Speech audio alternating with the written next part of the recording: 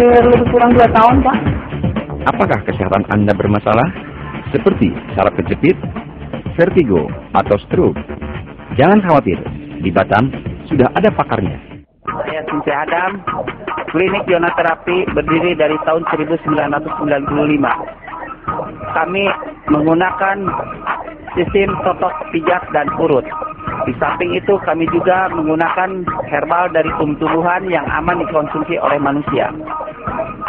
Bagi Anda pemirsa yang mempunyai masalah penyakit stroke, saraf kejepit, sekarang Anda jangan berputus asa.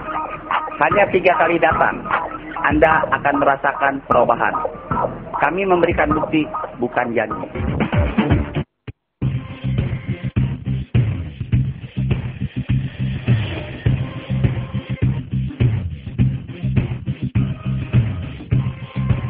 Batam TV, Jembatan Hati.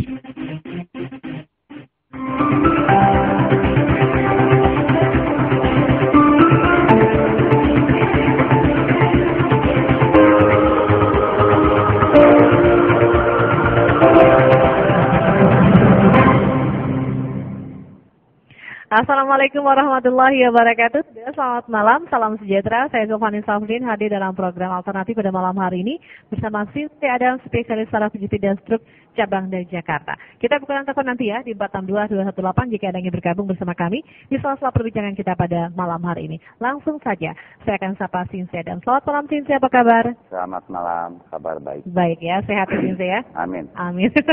Sinse, ini pastinya Sinse selalu tiap hampir 1 bulan itu pasti berkunjung beberapa kota di tempat di mana Sinse Adam juga buka di beberapa kota ya Sinse. Ya.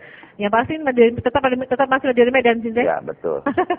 Dan sebenarnya kalau untuk di Medan sendiri untuk paling banyak pasien yang datang ini saraf kejepit atau stroke Sinse kalau untuk di Medan. Mau di Medan, di Batam atau di semuanya? Jakarta, saya rasa mayoritas kebanyakan gangguan saraf ya. Oh, saraf kejepit justru ya. Karena biar bagaimanapun memang gangguan saraf ini kata saya mayoritas memang tidak terlihat secara kasat mata, tapi memang dia bisa dirasakan dengan sendirinya oleh si penderita itu sendiri ya. Dan memang kata saya tidak pernah bosan-bosannya selalu membawa masalah saraf kejepit ini dikedepankan.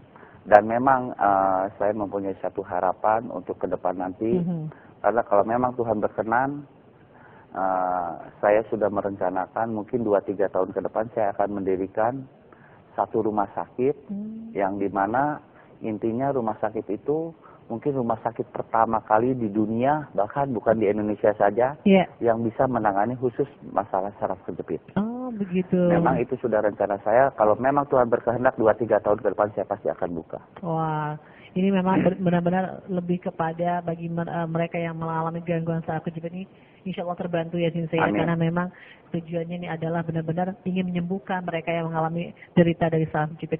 Seperti saya katakan tadi bahwa saraf kejepit itu secara kasat mata tidak terlihat ya. Kemudian apa sebenarnya yang dirasakan si penderita dari saraf kejepit ini sendiri? Yang jelas penderita saraf kejepit dia akan merasa tersiksa, Mbak, karena di dalam setiap pergerakan atau mungkin di dalam kehidupan sehari-hari dia akan merasakan kesakitan yang berlebihan di dalam mungkin di dalam melakukan aktivitas sehari-hari dia tidak akan bebas. Karena biar bagaimanapun kita ketahui salah satu gangguan penderita saraf kejepit itu dia tidak akan kuat melangkah jauh. Dia berjalan 100 meter dia akan berhenti atau mungkin dia tidak kuat duduk lama, dia tidak akan berdiri tahan lama. Ada sebagian orang yang bangun tidur merasakan sakit dan tidak pernah kunjung sembuh. Jadi memang gangguan saraf kejepit ini sangat-sangat menyiksa bagi penderita itu sendiri. Apalagi kalau penderita itu sudah divonis oleh dokter bahwa dia harus melakukan tindakan operasi. Memang itu satu hal yang sedikit membuat terbeban pikiran bagi si penderita itu sendiri kalau memang dia sudah divonis harus operasi. Tapi di sini saya kembali mengatakan setiap gangguan bagi penderita saraf kejepit yang sudah harus melakukan tindakan operasi, saya katakan sekarang jangan lakukan tindakan operasi sebelum melakukan 3 kali minimal terapi di tempat saya. Karena begitu. Dengan teknik metode dari dan pengalaman dari saya yang saya punyai selama ini, mudah-mudahan bisa sedikit membantu bagi para penderita terutama HNP atau saraf kejepit itu sendiri. Karena seperti dari pengalaman saya yang sudah setiap penderita saraf kejepit walaupun dia sudah mengalami 5 tahun, mungkin 10 tahun, mudah-mudahan dengan mengikuti 1-2 kali terapi dia sudah merasakan lebih nyaman. Iya, berarti di sini memang lebih kepada bagi mereka yang mengalami saraf kejepit justru tersiksa dari segi mungkin dari pergerakannya sehari-hari, terutama mungkin di waktu bangun tidur dia akan merasakan sakit, tidak bisa langsung bangun. Itu sudah dirasakan dulu bagi penderita itu sendiri? Betul, karena biar bagaimanapun saraf kejepit ini memang tidak mudah terdeteksi, tapi yang jelas kalau kita sudah mengalami rasa sakit pada anggota tubuh kita yang tertentu, tapi kita sudah melakukan medical check up di dokter, dikatakan tidak mengalami asam urat, tapi kita mengalami rasa sakit, kita sudah harus mulai waspada. Oh, jadi sudah harus ada ini juga ya, harus kontrol balik. Jelas, itu harus ada hitam di atas putih. Oke. Bukti fakta bahwa dokter menyatakan dia tidak mengalami namanya kolesterol, dia tidak mengalami namanya asam urat, dia tidak mengalami namanya triglycerid, tapi dia sering mengalami kesemutan, bahkan mungkin nyeri-nyeri di daerah anggota tertentu, mungkin di panggul, mungkin di pinggang, mungkin di betis, bahkan mungkin di telapak kaki. Iya, sebenarnya aktivitas apa nih Sinse yang mengakibatkan mereka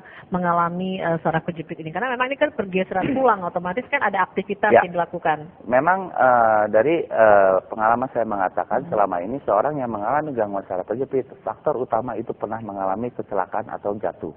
Itu faktor utama. Iya. 2, mungkin karena aktivitas dia seorang aktivitas yang berlebihan, mungkin olahragawan, atlet, mungkin atlet yang seperti olahraga yang cukup keras, bulu tangkis, sepak bola, basket, bahkan mungkin bela diri, atau mungkin atlet angkat besi, mungkin binaraga yang bisa rentan terhadap cedera gangguan otot itu sendiri. Yang mungkin saat itu tidak mengalami langsung rasa sakit berlebihan, mungkin 5-10 tahun kemudian baru terasa gangguan-gangguan dari saraf itu sendiri. Oke, baik. Dan sini kita nanti akan lanjutkan kembali perbincangan ini, dan pemirsa, Anda jangan kemana-mana, kami akan memberikan informasi juga kepada Anda tentang metode pengobatan dari Sinse Adam ini seperti apa. Untuk itu, jangan banyak, kami sudah kembali sesaat lagi.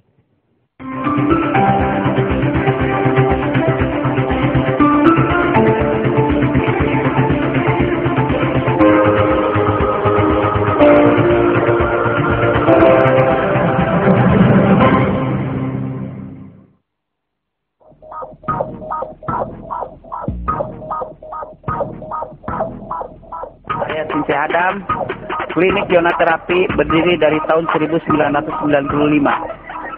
Kami menggunakan sistem totok pijat dan urut. Di samping itu kami juga menggunakan herbal dari tumbuh-tumbuhan yang aman dikonsumsi oleh manusia. Bagi Anda pemirsa yang mempunyai masalah penyakit stroke, saraf kejepit, sekarang Anda jangan berputus asa. Hanya 3 kali datang, Anda akan merasakan perubahan. Kami memberikan bukti, bukan janji.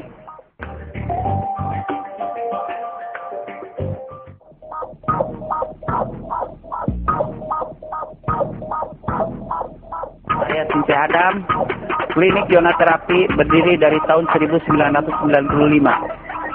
Kami menggunakan sistem totok pijat dan urut. Di samping itu kami juga menggunakan herbal dari tumbuh-tumbuhan yang aman dikonsumsi oleh manusia. Bagi Anda pemirsa yang mempunyai masalah penyakit stroke, saraf kejepit, sekarang Anda jangan berputus asa. Hanya 3 kali datang, Anda akan merasakan perubahan. Kami memberikan bukti, bukan janji.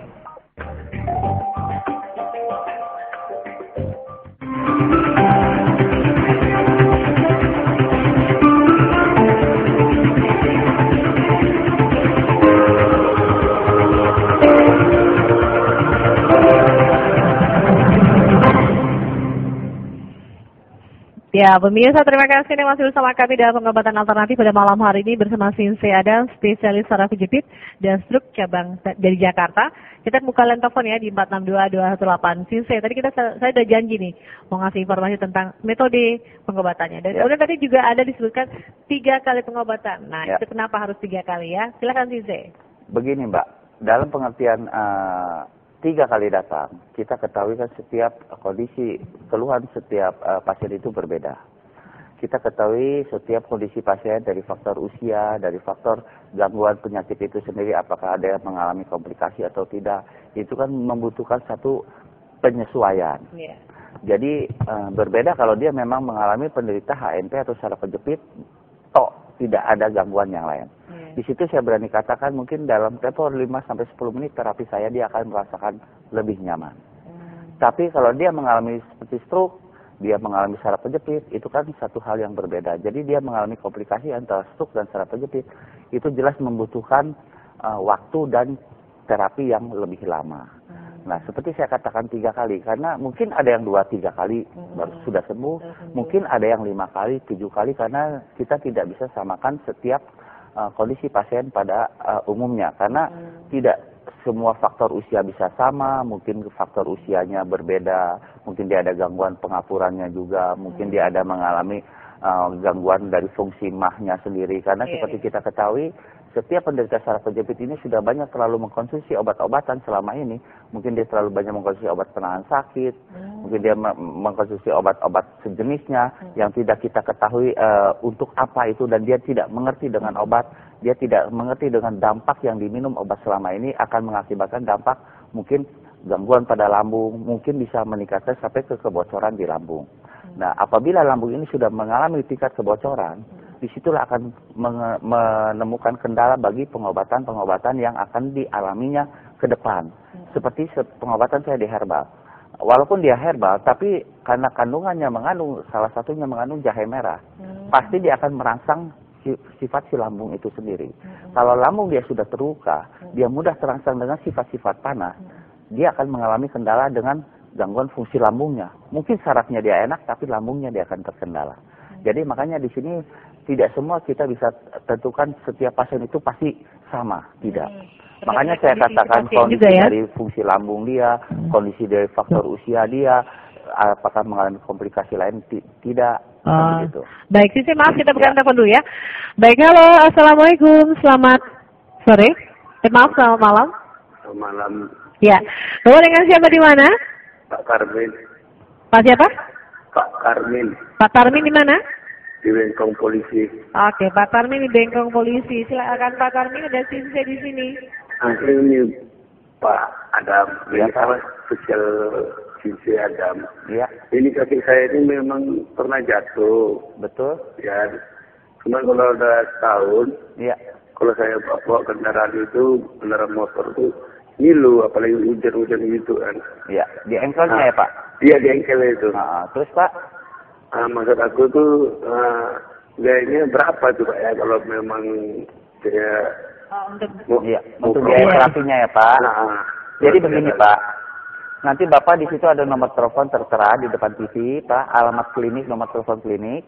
Nanti di situ Bapak telepon lagi, nanti di sana akan dijawab Pak, berapa biaya per kali terapi dan berapa biaya obat yang harus diutamakan kalau memang Bapak harus minum obat. Yang jelas Pak, saya kalau menjawab di depan TV ini tidak etis Pak. Oh iya ya. Ya, Bapak nanti bisa hubungi nomor telepon yang ada depan TV, nanti di sana akan jawab berapa satu kali terapi, dan kalau untuk biaya paket obat Pak, di saya ada paket obat 3 hari, ada paket 5 hari, dan paket 10 hari.